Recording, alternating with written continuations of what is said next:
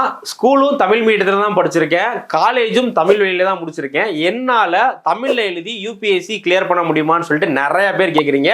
உங்களுக்கான வீடியோ தான் இது. வீடியோவை ஸ்கிப் பண்ணாமல் ஃபுல்லாக பாருங்கள். எஸ், நீங்கள் யூபிஎஸ்சி தமிழ்லேயே எழுதலாம். யூபிஎஸ்சியில் மொத்தம் 3 நிலைகள் இருக்கு.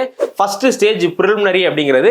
இதில் உங்களுக்கு கொஸ்டின் இங்கிலீஷில் மட்டும்தான் இருக்கும். நீங்கள் அந்த கொஸ்டினை படித்து ஆப்ஷன் ஏயா பியா சியா டியா அப்படிங்கிறத கரெக்டாக சூஸ் பண்ணால் மட்டும் போதும். உங்களுக்கு பேசிக்காக இங்கிலீஷ் தெரிஞ்சாலே போதும். இந்த கொஸ்டினை நீங்கள் ஈஸியாக வந்து அண்டர்ஸ்டாண்ட் பண்ணிக்கலாம். 2வது ஸ்டேஜ் தான் ரொம்ப ரொம்ப முக்கியம், மெயின்ஸ் அப்படிங்கிற ஸ்டேஜ். இதில் மொத்தம் 9 பேப்பர் இருக்கும். அதில் 8 பேப்பரை நீங்கள் தமிழ்லே எழுதிக்கலாம். ஒரே ஒரு பேப்பர் குவாலிஃபைங் இங்கிலீஷ் மட்டும். ஸோ உங்களுக்கு பேசிக்காக இங்கிலீஷ் தெரிஞ்சிருச்சு அப்படின்னா அந்த பேப்பரை நீங்கள் வந்து குவாலிஃபை பண்ணிடலாம்.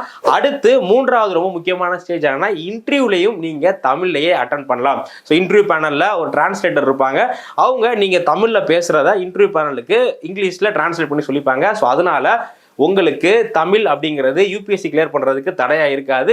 ஆல்ரெடி நிறைய பேர் முழுக்க தமிழ்லே யூபிஎஸ்சி எழுதி இப்போது கரண்ட்டில் ஐஏஎஸ் ஐபிஎஸ் ஆஃபீஸர் இருக்காங்க. அதனால நீங்களும் தாராளமாக யூபிஎஸ்சி தமிழ்லேயே வந்து படிக்கலாம்.